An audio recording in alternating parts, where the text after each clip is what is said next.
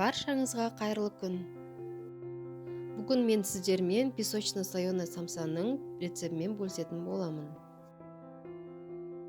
Менің YouTube каналыма тіркеліп, видеоны соңына дейін қарауға кеңес беремін.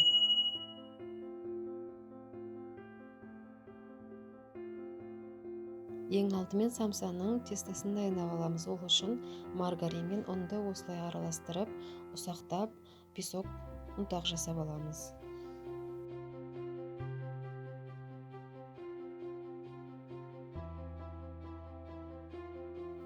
Бөлек ыдысқа жылтоғымызды саламыз. 2 жұмыртқамызды саламыз және сметанамызды салып араластырамыз.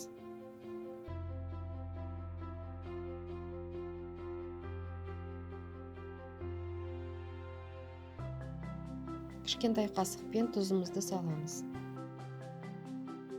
Үгітілген тестамызға осы сұйық массаны құйып, жақсылап иілеп аламыз.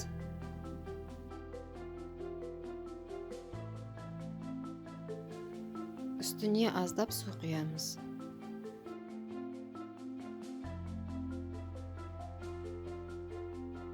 Тестамыз 1,5 килограммда шығады, оны 2-ге теңдей бөлеміз.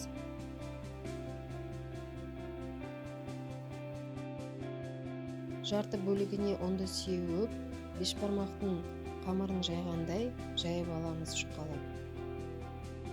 Сіздерге айта кететін нәрсе, қамырларыңызды морозильникте 3 айға дейін сақтауларыңызға болады. Кез келген уақытта жасай бересіздер. Жұқа жайылған қамырымыздың бетіне осылай сары майды жағып шығамыз.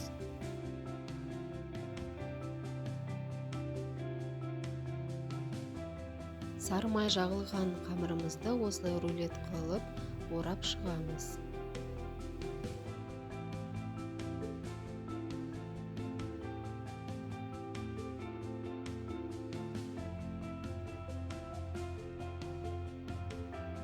Оралған қамырымызды 30-40 минутқа морозилкаға салып қоямыз.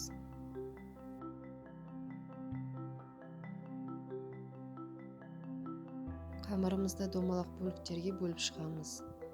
30-40 граммдай. Кішкене бөлікке бөлінген қамырларымызды осылай жайып аламыз.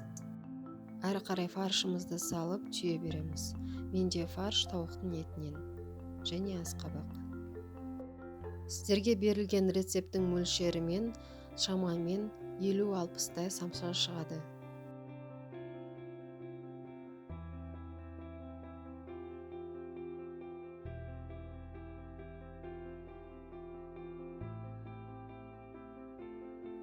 Түйілген дайын самсаның бетіне жұмыртқаның сарысын жағып, кунжутымызды сеуіп шығамыз.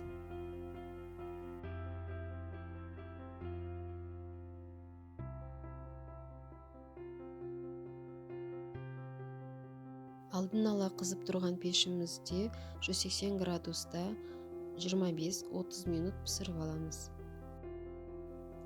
Мінеки самсамыз дайын болды, өте дәмді. Міндетті түрде жасап көріңіздер. Жақындарыңызды қуантыңыздар. Самсамыздың қамыры қатпарлы және үгітілмелі болып шығады. Видеоны соңына дейін көріп, менімен бірге болғандарыңызға көп рахмет.